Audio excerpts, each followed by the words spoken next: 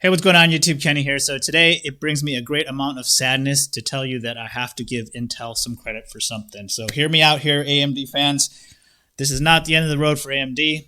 By no means, by no stretch of the imagination, but I do want to bring you a little bit of an unbiased take this time. Not that I don't like rubbing it into Intel lovers' faces, but when it comes to stock prices and money, you want to be objective in kind of your outlook. I absolutely will shill AMD to everybody when it comes to the stock price going up because they are definitely within their right to claim the throne on top of the semiconductor space based on the perfectionist and the perfect execution of Lisa Su. That said, another warrior decided to enter the ring again. So what does that mean for Intel stock price and what does it mean for AMD stock price? So we'll go over a couple articles and just my thoughts on it. So this is, again, every time something changes, the landscape changes, you always want to do your due diligence and kind of take a look at it.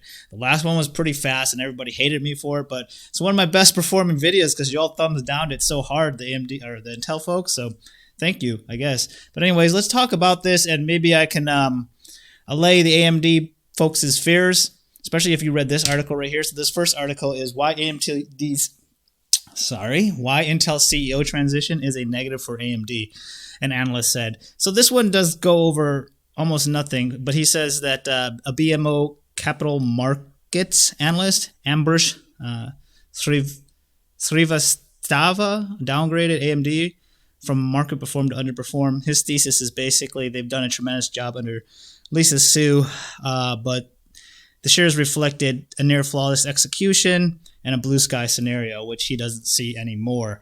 And also, price target assumes that they'll be trading at a PE multiple of 35 times for calendar year 22. I think it'll be trading richer than that, but I don't even care about that. Let's look at Ambrish's ratings because quant and meritocracy, guys. So, all right, so if we take a look at Ambrish's tip rank score, because, quant and stuff, he has a 79% success rate with a 16.5% average return on investment. But let's go ahead and sector benchmark him for this AMD call, and he drops down to negative 1.3% with a 53% success rate. Now, what am I saying here?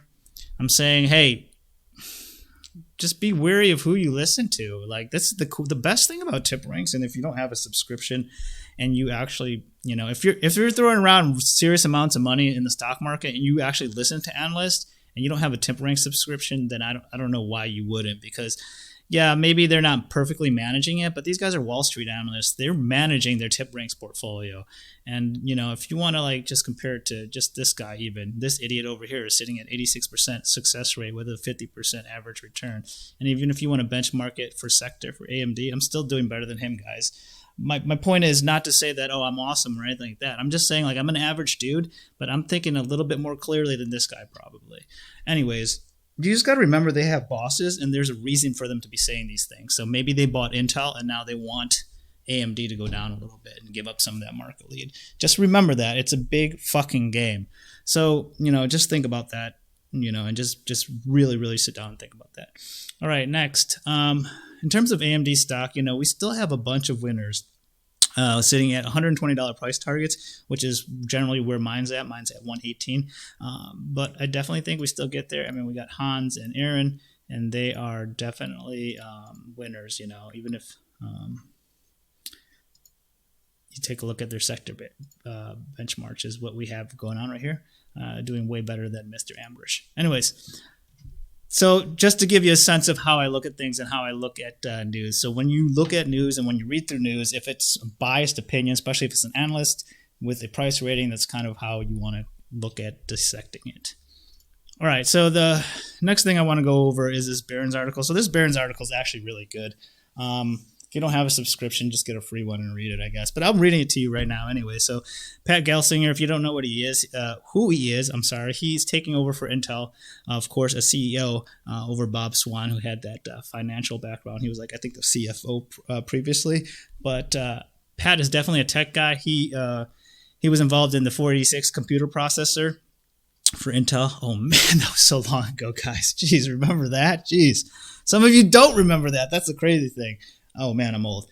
Anyways, he left in 2009, and now he's back with the CEO job that he presumably wanted all along. Basically, they didn't give it to him. They just started giving it to It's actually a really rough and rocky road, the CEO thing of Intel. If you're interested, you should look into that. Anyways, analysts are forecasting declines in 2021 through a series of manufacturing problems at Intel that have allowed AMD and NVIDIA to take share in the chip market. Intel stock slumped 17% in 2020, even as the benchmark PHLX semiconductor index surged 51%. So even against the sector, they were down. Intel shares have been boosted by a pressure campaign by activist investor Daniel Loeb, who demanded significant change from the Intel's board in late December. So this is what the comments from the previous video that I did, people were saying like, "Oh, you're not covering it, Kenny. Like we already talked about this. Yeah, he put $1 billion into it. I mean, at the market cap of whatever for Intel, like it's not even meaningful. The fact that he can even control that, has any kind of a say by just throwing $1 million into a fucking charity case, kind of disturbs me anyways. Just what is the steering board really thinking about? Just like, buku to bucks? I don't know. I mean, okay. I mean, if that's what you want, that's fine. $1 billion changes the direction of the company. Cool. Anyways, Gelsinger's appointment is a step in the right direction. His technical expertise is a clear contrast to the financial background of Swan, who had the job. Okay, so Dan Niles, a longtime chip investor and portfolio manager at Satori Fund, says that Gelsinger's appointment reminds him of the Satya Nadella's CEO promotion at Microsoft. My belief is for tech companies, for any company, that having someone with the DNA of that type of company is important, Niles said. So, I mean, I do agree with this. And if that's the case for him, good on Intel, good on you all. Good on Intel shareholders, but we'll dissect it a little bit. I mean, I don't think it's completely all roses. And even here it says, at the same time, Gelsinger brings benefits from an outsider. He used to work at VMware, started in 2012. When it comes to the most advanced chip, Intel is already far behind the powerhouse Taiwan Semiconductor, who makes chips for AMD and Apple. Gelsinger will have to decide whether to ease up Intel's all-encompassing approach to chips and outsource more work. Right. Anyways, that's just what Wall Street prefers. Whatever, it doesn't matter. That's neither here nor there. We're talking long term, anyways. And really, what we really want to talk about is AMD gonna get under to Ambrish's price target, which is downgraded to $75. No, I don't think so. I think his boss told him to downgrade. That's how it works, guys. Seriously, that's literally how it works. So don't be fooled. Okay, so let's look at AMD. Why are we looking at AMD? No, we're not looking at AMD, guys. Let's go into. So this is the only. I just wanted you to get a sense. I look at a bunch of videos all the time for CEOs just to get a sense of like how they react to things. This is the closest thing you're going to get to an answer for something that's kind of relevant for Intel. So this was 4 months ago. It's just a CNBC meeting. I'm not going to show you the whole thing. It's like 30 seconds. I just want to show you kind of how he dissects questions and thinks about things. As a U.S. technology company operating and doing business in China, do you worry about an anti-U.S. backlash? Of course. And I think everybody has to watch this rhetoric and this balance as it escalates and different, not just obeying the laws, but also the right way to position yourself in this discussion. Clearly, different countries are being affected by this. The conversation we were just having around the telco cloud and the VMware role in the 5G rollout. We're getting excitement from countries because they say, oh, this is a great approach that helps us navigate between these forces that likely are going to be more separate, not less in the future. So I believe everybody needs to be navigating carefully because we don't expect this to dissipate quickly. But we all also are believing that free trade, right? That technology is a global leveler, that the core of what we do as a business helps to bring people, nations, governments, and technologies together over time. And we believe that'll be the right approach, even though I'm not optimistic that this is a short-term situation. Let's talk. Damn it, guys. He's realistic. He's smart. He's succinct. Knows how to answer questions. You look at these damn comments. Everybody loves him. This is basically all of his employees saying how great he is. Like literally everything. He's like, he's a great leader. I love working for VMware. I love working for Pat. Excellent CEO, great leader, et cetera, et cetera. Unbelievable. Good for you, Intel. Let's keep going down this whole rabbit hole, though. Okay, so basically, VMware is a cloud computing virtual software as a service company, it seems like. I don't exactly know. I'm just reading this highlight. So if anybody does know and wants to fill me in down there. I don't know. But I just want to show you, though, one simple thing, though, when it comes to stock and stock prices. So on the blue here, this is where Pat takes over as CEO of VMware. And in the blue on this side is where he comes out, right? And I just want to remind you right now that this is 9 years, essentially, almost 9 years. And the stock price for VMware went up 13% in 9 years.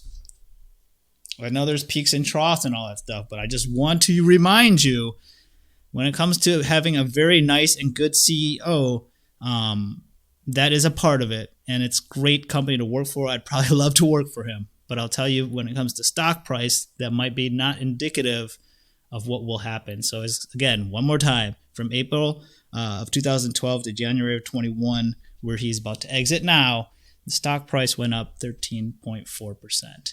I'm not saying that as spite him or anything like that. I wish him the most success. I wish Intel the most success. Great American company, along with the AMD too, though. Obviously AMD. But look, just calm down. Calm down. You guys got a long way to go. So if you're an Intel bull, geez, I don't know. Here's one good thing.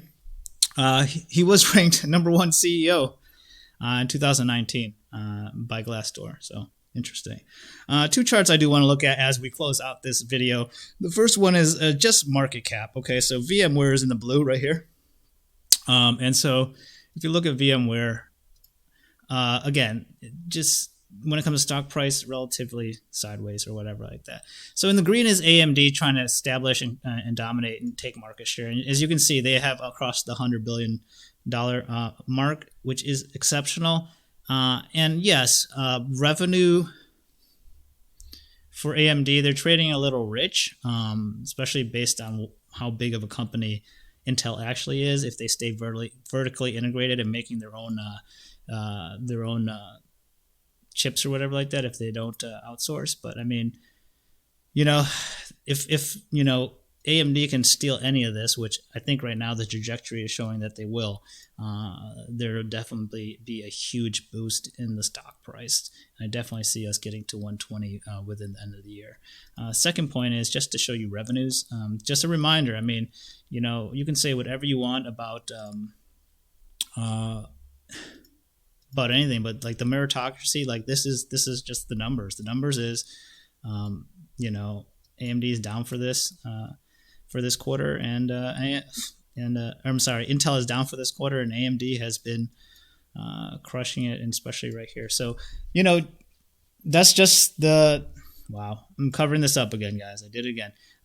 That's just to say that right now AMD has the momentum, and if you know anything about predictive analysis, this is how people do predictive analysis, guys. A snowball is going down a hill, and because there's not that many trees, there's less trees that stop that snowball than there is snow or open pasture for it to roll down. Therefore, the snowball is going to keep rolling down the hill. That's what's happening with AMD. It's the snowball. It's rolling down the hill. It's getting bigger. What's going to stop it? Intel has to put that tree in the way. But, I mean, right now, I don't think it's likely. If you really want to do this right, if I wasn't such an AMD bull, I'd probably buy a little bit of Intel too. I know I don't want to say that out loud. I almost puked when I said that, but whatever, guys. All right, that's all I got for today.